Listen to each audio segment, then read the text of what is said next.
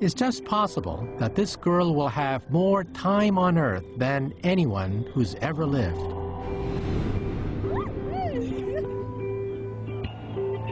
She might live for 1,000 years. Immortality, the quest for more time, is a dream that has driven humanity for generations. We search for the elixir of life. Would I be the first one trying it? And we yearn for the lost time that lingers on in our memory. Over here. My God, these are the old classrooms. I haven't been here in 50 years. Now, finally, in the 21st century, this search for more time might be over. Because scientists are beginning to crack the secrets of how time changes us day by day. And as we understand time, eventually there'll be no limit on how long we might live.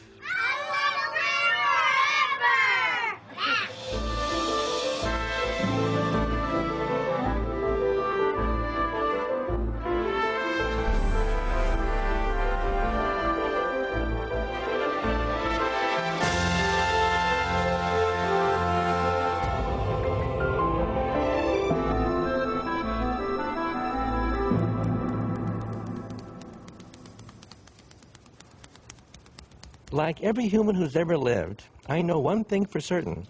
One day, I don't know when, my time will run out. No matter how well I treat my body, no matter how well I eat or how well I exercise, I know that my body will fail, and one day I will die.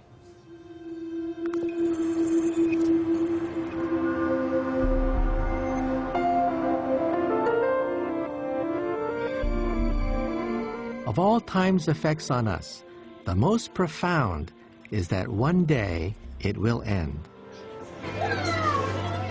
Our time is limited, so our time is precious. In this program, I'm going to look at what that means for us, how the knowledge of our limited time has shaped us as humans. I'm a theoretical physicist, and I live here in Manhattan. It's a place where time is always in short supply.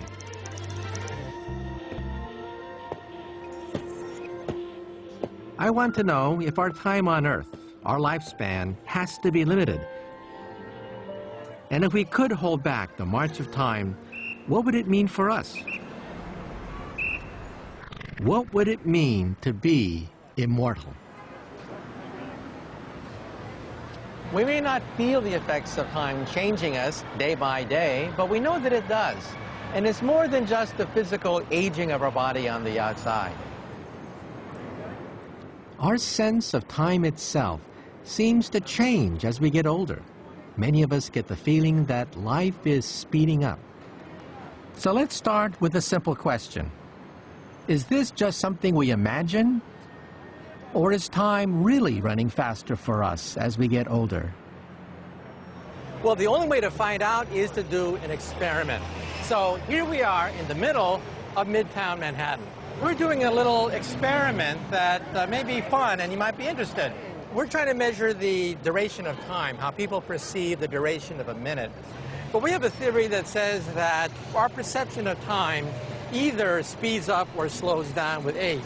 I have a stopwatch here, and I'll ask you to count to a minute, and we'll see how close you get. Okay. Well, let's start the experiment right now.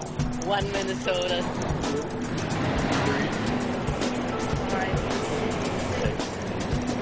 8,000, 9,000, 10,000, 11.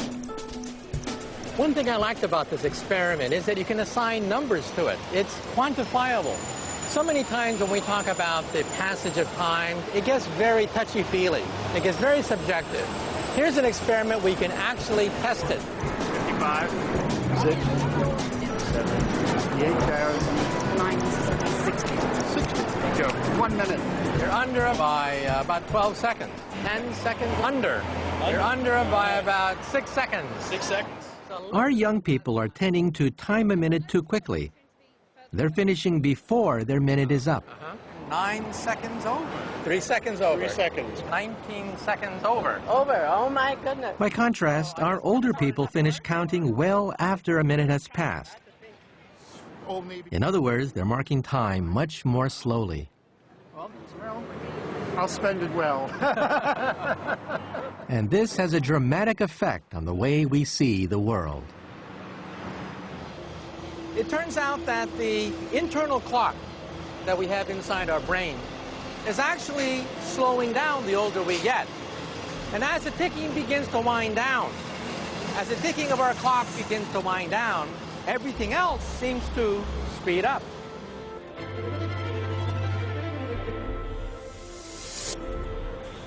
This disconcerting feeling that the world is beginning to run on ahead of us is a very direct reminder that one day, after about 80 years or so of living, we'll stop altogether.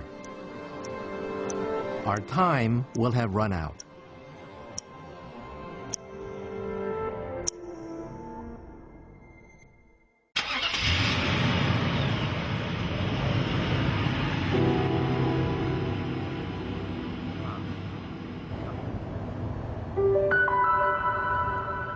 But does our time have to run out? Why can't we just go on forever?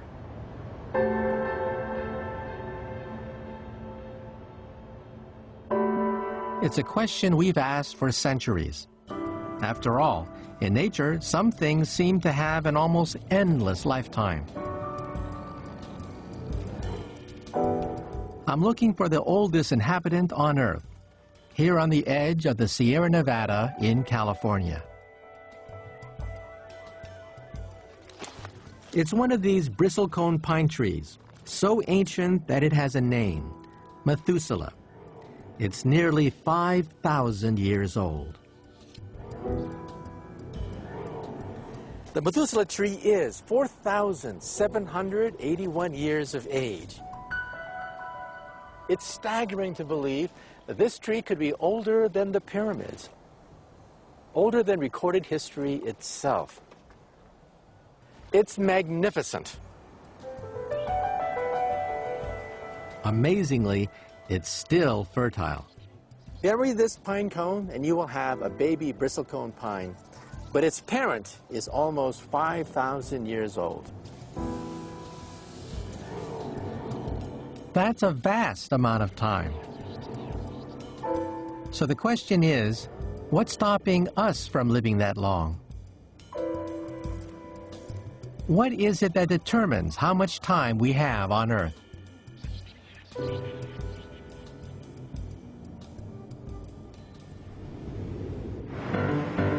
To find an answer, meet Cyril, the boy racer of the animal world. Cyril is a brown mouse.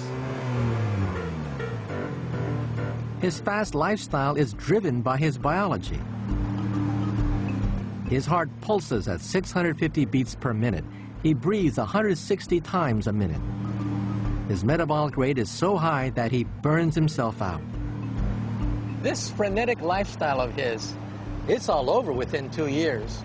He's one of the shortest living of all mammals. In that time, he has to live a whole life. He's a father at 3 months, a grandparent at 6 months. It's as if he was designed to do everything in fast forward, as if his time is biologically predetermined. Cyril truly lives fast and dies young. He's just 12 months old. Cute little critter, isn't he? However, within a year, he'll probably be dead. In other words, it does seem as if he is programmed to die.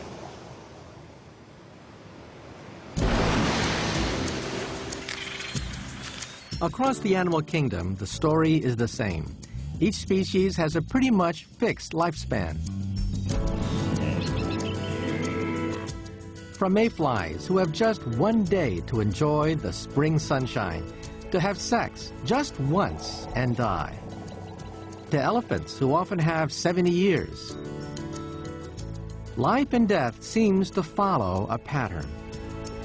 So time, it would appear, is a precious commodity that is strictly limited